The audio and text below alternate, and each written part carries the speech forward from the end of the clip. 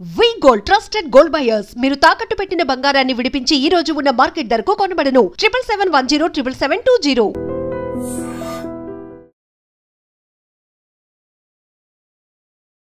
నమస్తే, నా పేరు doctor N Subrahmanyam, Ayurveda specialist. శూల అంటే నొప్పి. ఈ నొప్పులు చాలా రకాలు వస్తుంటాయి. ప్రధానంగా కడుపులో నొప్పి, నడుము దగ్గర నొప్పి, ఛాతీ భాగంలో నొప్పి, ఈ యొక్క కాలేయ భాగాల్లో నొప్పి, ఇలా ప్రధానంగా ఈ పొట్ట సంబంధ నొప్పులు అంటే మీరు మోకాళ్ళ నొప్పులు, నడుము నొప్పి అలాంటివి కాదండి ఇప్పుడు చెప్తున్నది. పొట్ట సంబంధ సమస్యల్లో వచ్చే నొప్పులు ప్రధానంగా 5 రకాల నొప్పులు వస్తున్నాయి వీటిలో. ఒకటి ఆమజ శూల అంటే ఆహారం సక్రమంగా జీర్ణం కాకపోవడం. ఆమము అంటే మనం తీసుకునే ఆహారం సక్రమంగా జీర్ణం కాకుండానే శరీరం లోపలికి చేరిపోయి దాన్ని ఆటో ఇమ్యూన్ డిజార్డర్ అంటారు. మనకు ఆహారం సక్రమంగా పక్వం కాకుండానే, అంటే దీపనము పాచనము అనే విధానం ఉంటుంది. అంటే మన శరీరానికి అనుకూలంగా ఆహారం మారకుండా మన శరీరం లోపలికి వెళ్ళిపోతే దానివల్ల మనకు పొట్టలో నొప్పి వచ్చే అవకాశాలు ఉంటాయి. దానివల్ల మనకు ఆకలి సక్రమంగా కాకపోవడం, కడుపులో అదో రకమైన నొప్పిగా ఉండడం, విరేచనం సరిగా కాలేకపోవడం, ఇతర శరీరం అంతా నొప్పులు వచ్చినట్టు అనిపించడం, పొట్టలో ఒక రకమైన ఇబ్బంది. దీన్ని ఆమజ శూల. రెండవది పరిణామ శూల అంటే ఆహారం తిన్న వెంటనే నొప్పి వస్తుంటుంది. ఇంకొకటి అన్నద్రవ శూల అంటారు. అంటే ఆహారం కొద్దిగా లేట్ అయిపోతుంటే కడుపులో నొప్పి వచ్చేస్తుంటుంది.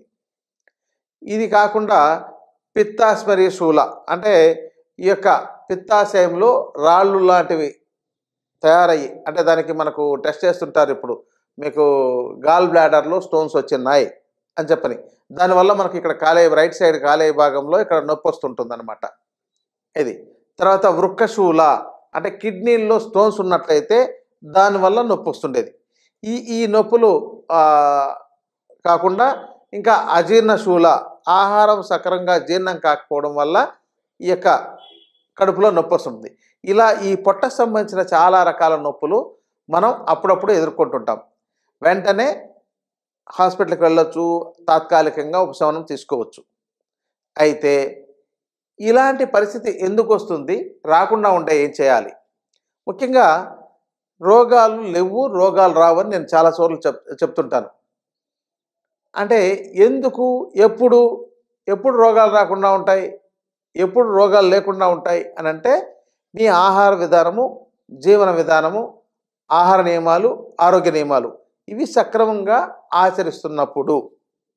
మరి ఇవి ఆచరించకపోతే మీ ఆహారం అజీర్ణమయ్యే ఆహార పదార్థాలని, సరిగా ఉడకని పదార్థాలని, మనకు జీర్ణం కాని పదార్థాలను గింజలు లాంటివి తినేసేయడము, ఇంతకుముందు తిన్న ఆహారం సక్రమంగా జీర్ణం కాకుండానే మీరు మళ్ళీ ఆహారం తినడము, విరేచనం సరిగా వెళ్ళకపోవడము, ఇట్లాంటి సమస్యలు ఉన్నట్లయితే దీంతో మనకు ఈ యొక్క నొప్పులు అనేది పొట్టకు సంబంధించిన నొప్పులు అనేవి తయారవుతుంటాయి.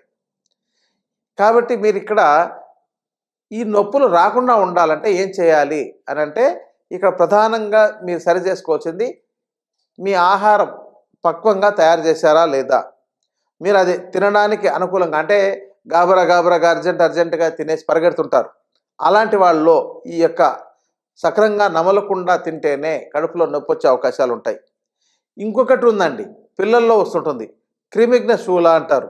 అంటే నులి పురుగులు లాంటివి పొట్టలో ఉండడం వల్ల వచ్చే నొప్పి అనమాట. అంటే మనకు శూల అనగానే నొప్పి, వీటిలో రకరకాల ఉంటాయన్నమాట.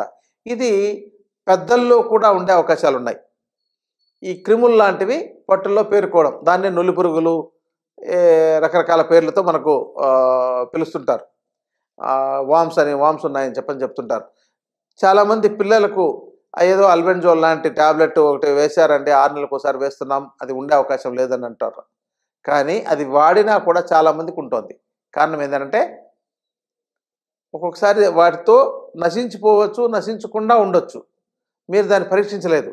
అసలు వీటిని ఎలా పరీక్షించాలి? ఇప్పుడు మీ పిల్లల్లో ముఖం మీద అక్కడక్కడ మచ్చలు లాంటివి ఉండడం, రక్తం సరిపడినంత లేకపోవడం, వాళ్ళు అస్తమానం చిరాకు పెడుతుండడం, పొట్టలో నొప్పి అంటుండడం, ఇలాంటి లక్షణాలు కనుక వాళ్ళు కలిగి ఉంటే వాళ్లకు నులి పురుగులు ఉన్నాయని అర్థం. ఇంకా చెప్పాలంటే వాళ్ళు ఎదుగుదల సక్రమంగా ఉండదు, కొంచెం తినగానే చాలు అంటుంటారు. ఇలా తీసుకుంటూ పోతే ఒక 100 రకాల కారణాలు చెప్పొచ్చు.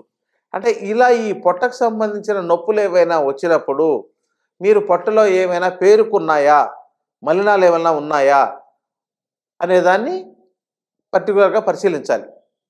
ఈ యొక్క క్రిములు లాంటివి ఏవైనా ఉన్నట్లయితే దానికి ఆయుర్వేదంలో రకరకాల ఔషధాలు ఉన్నాయి. మనకు పొట్ట శుద్ధి చేసుకోవడానికి క్రిమిగ్నవటి అని దొరుకుతుంది. దాంతో పిల్లలకు ఆ టాబ్లెట్ను వేసినట్లయితే వాళ్ళకు వెంటనే విరేచనాలు అయిపోయి ఆ లోపల ఉన్న క్రిములన్నీ తగ్గుతాయి. వాయువిడంగాలు అని ఉంటుంది, దాన్ని కూడా చూర్ణం చేసి ఆ చూర్ణాన్ని గోళీల్లాగా తయారు చేసుకొని తీసుకుంటుంటే దాంతోనూ తగ్గుతుంది. తర్వాత మీకు మొదట చెప్పాను ఈ ఆమజన్య శూల అంటే ఈ ఆమ పదార్థం మనకు సరిగా జీర్ణం కాకుండా ఉండే పదార్థాలు లోపల ఉండిపోవడం వల్ల వచ్చేది. ఇలాంటి వాటికి మనకు శొంఠి, మిరియాలు, చిత్రమూలం అని దొరుకుతుంది. కానీ అది మీకు అందరికీ దొరికేది కాదు కాబట్టి ఇది వైద్యుల పర్యవేక్షణలో చిత్రమూలం సంబంధించిన ఔషధాన్ని వాడుకోవాల్సి వస్తుంది. మనకు అందుబాటులో ఉండే వాటిలో ధనియాలు, జీలకర్ర, సోంపు, వాము, దాల్చిన చెక్క, లవంగాలు, ఏలక్కాయలు, వీటితో శొంఠి, వీటితో మీరు చూర్ణం కానీ లేకపోతే గోళీలు కానీ తయారు చేసుకోవాలి. అవి ఎలా అంటే ఎక్కువగా శొంఠి, మిరియాలు, ఈ శొంఠిని మీరు ఒక 100 గ్రాములు తీసుకున్నట్లయితే మిరియాలు ఒక 50 గ్రాములు తీసుకోవాలి. తర్వాత సోంపు ఒక 100 గ్రాములు తీసుకోవాలి. జీలకర్ర ఒక 100 గ్రాములు తీసుకోవాలి.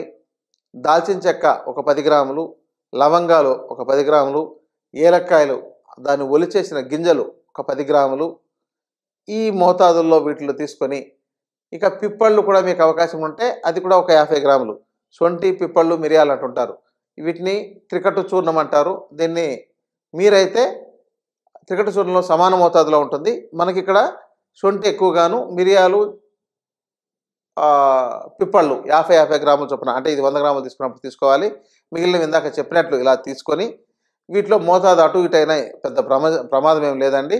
కొంచెం సైంధవ లవణం కూడా ఒక 10 గ్రాముల నుంచి 15 గ్రాములు కలిపి బాగా చూర్ణం చేసుకొని ఆహారం తినే ముందు మీరు మొదటి ముద్దలో ఈ యొక్క చూర్ణాన్ని కలిపి కొద్దిగా నెయ్యి వేసుకొని మీరు తిన్నట్లయితే మీకు ఈ యొక్క అజీర్ణ పదార్థాలు తయారు కాకుండా ఉంటాయి. ఒకవేళ ఏదైనా అజీర్ణ పదార్థాలు ఏమైనా ఉన్నా కూడా అవి సక్రమంగా జీర్ణం అయిపోతుంటాయి. ఇక చిత్రమూల చూర్ణం మీకు కనుక శుద్ధి చేసి దొరికినట్లయితే దాన్ని కూడా ఈ యొక్క కాంబినేషన్లో ఒక 50 గ్రాములు కలుపుకోవచ్చు. ఇలా మీరు తీసుకుంటున్నట్లయితే ఈ మొత్తం పొట్టలో ఉండే ఆహార పదార్థాలన్నీ సక్రమంగా జీర్ణం చేయించి, అంటే ఆహారం మొదటి ముద్దలో తీసుకోవాలండి. ఒకవేళ ఇవి తయారు చేసుకోలేమంటే మనకు హింగ్వాష్టక చూర్ణము, అష్టచూర్ణం అనే ఆయుర్వేదిక్ వాటిలో దొరుకుతుంటాయి. ఇంకా మనకు భాస్కర లవణ చూర్ణం అనేది కూడా దొరుకుతుంటుంది. ఇలాంటి ఒక 15-20 రకాల చూర్ణాలు ఉన్నాయి.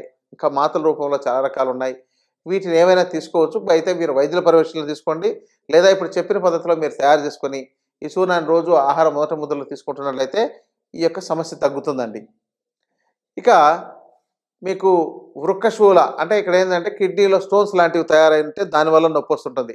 ఇప్పుడు అందరూ వెంటనే స్కానింగ్ చేసుకోవడం అలవాటైంది, అందరికీ తెలుసు. నొప్పి రాగానే వెళ్ళగానే స్కానింగ్ చేయిస్తున్నారు, కిడ్నీలో స్టోన్ ఉందని తెలిసింది. మరి దీనికి వెంటనే ఆపరేషన్ చేయాలంటారు. చాలా వాటిలో ఆపరేషన్తో అవసరం ఉండదు. మనం కొన్ని రకాల పదార్థాలు, ముఖ్యంగా మన ఇంట్లో ఉండే ముల్లంగి, అంటే ముల్లంగిని జ్యూస్ చేసి తాగినా, ఉల్లిని జ్యూస్ చేసి తాగినా కూడా మనకి తగ్గుతుంది. మనకి ఇంకా కొండపిండి లాంటివి, పల్లేరు లాంటివి ఆకుకూరలాగా దొరికే ఉన్నాయి. వీటితోనూ ఈ యొక్క దీన్ని తగ్గించుకోవచ్చు. అయితే ఈ ముల్లంగి రసం అంటే ముల్లంగి ముక్కలుగా కోసి కొద్దిగా వేయించి గుడ్డలోకి వేసి పిండితే రసం వస్తుంది. ఆ రసం ఒక 50 ml మీరు కొద్దిగా ఉప్పు కలిపి రోజు ఆహారానికి ముందు తాగి ఒక 10 నిమిషాల తర్వాత మీరు ఏదైనా ఆహారం తీసుకోవచ్చు. అలా చేస్తున్నట్లయితే ఈ కిడ్నీలో ఉండే స్టోన్స్ చాలా వరకు తగ్గుతాయండి. ఇది ఒక మంచి ట్రీట్మెంట్. మరి దానికోసం వెంటనే మందులు తీసుకోవాల్సిన అవసరం లేదు, ఆపరేషన్లు చేయించుకోవాల్సిన అవసరం లేదు. అలా కాకుండా చిన్న చిన్నవి ఉన్నట్టయితే వీటితోనే పోతాయి. ఒకవేళ పెద్దది, మా దగ్గరకు వచ్చిన పేషెంట్లో ఒకళ్ళకి 43 mm అంటే 4 సెంటీమీటర్లకు పైగా ఉన్న స్టోన్ని ఇంకా సర్జరీ చేయలేము, చేస్తే చాలా ప్రమాదం అవుతుంది అని చెప్పేసిన కేసులో కూడా అప్పుడు మన దగ్గరకు వచ్చారు. ఎందుకంటే మిగతా దారులన్నీ మూసుకుపోయిన తర్వాత మా దగ్గరకు వస్తారు. ఆయుర్వేదం వాళ్ళ దగ్గరికి. అప్పుడు ఇక్కడ వాళ్లకు మెడిసిన్ ఇస్తే అది ఒక 60 డేస్లో మ్యాక్సిమం కరిగిపోయిందండి. ఎంత బాగా అయిందంటే అబ్బో ఇంత బాగా పనిచేస్తాం మాకే ఒక్కొక్కసారి నమ్మకం లేనిది అలాంటివి జరిగే అవకాశాలు ఉంటాయి. తర్వాత ఈ యొక్క పిత్తాస్మరి శూల అంటే గాల్ బ్లాడర్లో స్టోన్స్ ఇది వచ్చినప్పుడైతే ఇక్కడ భాగంలో నొప్పి వస్తుంటుంది. అలాంటి సమయంలో వాళ్లకు ఇది రావడానికి ప్రధానంగా కొవ్వు ఉండే పదార్థాలను తీసుకోవడం, హై ప్రోటీన్ ఉండే పదార్థాలు తీసుకోవడం, తైల పదార్థాలు అంటే ఆయిల్ ఎక్కువగా ఉండే పదార్థాలు తీసుకోవడంలో ఆ వెంటనే ఈ యొక్క నొప్పి తెలియజేస్తుంది అనమాట ఇది ఉందేని. ఎందుకంటే వాళ్ళు ఉన్న వాళ్ళకి అప్పటిదాకా వాళ్ళకు ఉన్నా కూడా ఏ లక్షణాలు కనపడకుండా పోవచ్చు. ఒకసారి ఇట్లాంటివి ఏమైనా తిన్నప్పుడు నొప్పి వస్తే వెంటనే వెళ్ళి స్కానింగ్ చేయిస్తే వాళ్ళకు వెంటనే ఇక్కడ గాల్ బ్లాడర్లో స్టోన్స్ ఉందని చెప్తుంటారు. అయితే దీనికి కూడా వెంటనే గాల్ బ్లాడర్నే రిమూవ్ చేయాలనే ఒక విధానం ఉంది. అంటే నిజమే, ఎందుకంటే దానికి అంతకంటే మార్గం లేకుండా పోతుంది. అది తీవ్రమైపోయినప్పుడు ఇక చాలా పెద్ద స్టోన్స్ ఉంటే అస్తమానం నొప్పి వస్తూ ఇబ్బంది పెడుతుండేటప్పుడు ఇక అంతకంటే మార్గం లేదు. అయితే అవి ప్రారంభ స్థాయిలో ఉన్నప్పుడు తక్కువగా ఒక 10 to 20 mm లోపు ఉన్నట్లయితే మనం ఆహార విధానాన్ని మార్చుకొని ఈ కొన్ని రకాల ఔషధాలను మనం తయారు చేసుకుని ఉపయోగించుకోవచ్చు. అంటే దానికి ఈ ధనియాలు, జీలకర్ర, సోంపు ఇందాక మీకు చెప్పిన విధానంతో తయారు చేసుకొని వీటితో కొంచెం ధనియాలు వాటితో సమానంగా అంటే మీకు ఇందాక జీర్ణం అవ్వడానికి ఆహారం తినే ముందు ఎలాంటి చూర్ణం చెప్పానో అదే చూర్ణానికి ధనియాలు ఒక 100 గ్రాములు యాడ్ చేసి ఆ చూర్ణాన్ని తీసుకొని మీరు రోజు ఆహారంలో తీసుకుంటూ ఉన్నట్లయితే మీకు ఈ యొక్క గాల్ బ్లాడర్లో ఉండే స్టోన్ తగ్గడానికి ఉపయోగపడుతుంది, అసలు నొప్పి రాకుండా కాపాడగలుగుతుంది. ఇంకొకటి ఏంటంటే దీన్ని కరిగించేదానికి కూడా చాలా ఔషధాలు పనిచేస్తున్నాయి. దానిలో కోకిలాక్ష అంటారు, మనకు దాన్ని ఏమంటే గురిమిడి చెట్టు అని అంటుంటారు. దాని యొక్క క్షారం దాంతో తయారు చేసే సాల్ట్ ఇది చాలా బాగా పనిచేస్తుందని కొన్ని చోట్ల నిరూపణ అయింది. అయితే ఈ గురిమిడి చెట్టు ఆకుని మనం కూరగా వండుకొని తింటాం. సాధారణంగా అలాంటిది మీరు వండుకొని తిన్నా లేకపోతే మనకు ఈ యొక్క ఉత్తరేణి చెట్టు దాని ఆకుని లేతగా ఉండేవి చిన్నగా ఉండేటప్పుడు ఆకుకూరగా వండుకొని తినొచ్చు. అది అలాగే ముల్లంగి ఆకుని ఇక్కడ కూరగా వండుకొని తినొచ్చు అనమాట. ఇలాంటివి మీకు అంటే క్షార గుణం కలిగిన పదార్థాలు అనమాట ఇవన్నీ. ఇలాంటివి మీరు తీసుకుంటున్నట్లయితే ఆహారంతో పాటు వండి తీసుకున్నా లేదంటే వీటితో ఏదైనా చూర్ణం తయారు చేసుకొని మీరు తీసుకున్నా కూడా ఈ యొక్క గాల్ బ్లాడర్లో ఉండే స్టోన్స్ని కంట్రోల్ చేయడానికి ఒక్కోసారి కరగకపోయినా కూడా మీకు అదుపులో ఉండడానికి మీకు ఇబ్బంది పెట్టకుండా ఉండడానికి అది కొన్నేళ్ళైనా అంటే ఒక 10 ఏళ్ళు 15 ఏళ్ళు 20 ఏళ్ళ పాటు ఉండిపోయినా కూడా మనకేం నష్టమేం జరగదు. మరీ తీవ్రమైన స్థాయిలో పెద్ద స్థాయిలో ఉండి ఇక అది అసలు అక్కడ అస్తమానం మనకు ఇబ్బంది పెడుతూ అది అక్కడ ఆ గాల్ బ్లాడర్ యొక్క నెక్ దగ్గర వచ్చి ఇరుక్కుపోతుంటుంది. అలాంటి పరిస్థితుల్లో మాత్రమే సర్జరీ దాకా వెళ్ళాల్సిన అవసరం ఉంటుంది. చాలామంది అక్కడ నెక్లో ఇరుక్కుంటుందండి కాబట్టి మీకు ఇబ్బంది అవుతుంది అని అంటారు. అలా ఉన్నప్పుడు ఏం జరుగుతుందంటే అస్తమానం వాంతులు అవ్వడం, కడుపులో తీవ్రమైన నొప్పి రావడం, ఒకేసారి ఉన్నటువంటి ఆపుకోలేనంత నొప్పి రావడం, ఇలాంటి పరిస్థితులు వచ్చినప్పుడే మాత్రమే వైద్యుల పర్యవేక్షణలో చికిత్స తీసుకోవాలి. సాధారణంగా అప్పుడప్పుడు వస్తున్నట్లయితే వీలైనంత వరకు అది ఎందుకంటే కొన్ని రోజులకు మన ఆహారం యొక్క జీవన విధానం వీటి మార్పులతోనే అది డిజాల్వ్ అయ్యే అవకాశాలు ఉన్నాయి. అందుకని ఇట్లాంటివన్నీ మనకు ఉండగా వీటిని మనం మన ఇంట్లో ఉండే వాటితో పరిష్కరించుకోకుండా అస్తమానం మందులకు వెళ్తే మీరు రోగులు అవుతారు కానీ నిరోగిగా కాలేరు. కాబట్టి వీటిని మీకు వీలైనంత అంటే ఇలాంటి నొప్పులు రాగానే ఏం చేయాలో కన్ఫ్యూజన్లో ఉంటారు కాబట్టి ఒక బేసిక్ ఇన్ఫర్మేషన్ మీకు అర్థమవడానికి చెప్పాము. ఇక దీంతో మీకు కంట్రోల్ కాలేనప్పుడు మీరు వైద్యుల పర్యవేక్షణలో తగిన చికిత్స తీసుకొని మంచి ఉపశమనం పొందండి. నమస్తే. And for more videos, please subscribe to iDream. Please subscribe to iDream. Please subscribe iDream. And please subscribe to iDream. For more videos, subscribe to iDream. please like, share and subscribe to the channel. Congratulations, iDream. Subscribe to iDream. Subscribe to iDream. So subscribe to iDream Media. iDream ki iDream team andarki huge congratulations. Please subscribe iDream Media. Please subscribe to iDream. Subscribe iDream. Please subscribe to iDream. I dream అంటే నా కళల ఛానల్ను subscribe చేసుకున్న నోరు తిరుగుతలేదు. మీరైతే గంట గుర్తు కొట్టండి. For more such videos, please subscribe to iDream. Subscribe to iDream. Please subscribe to iDream. Please subscribe iDream Media. Please do subscribe to iDream. Please subscribe to iDream Media. For best entertainment and information, please subscribe iDream. And don't forget to subscribe to iDream.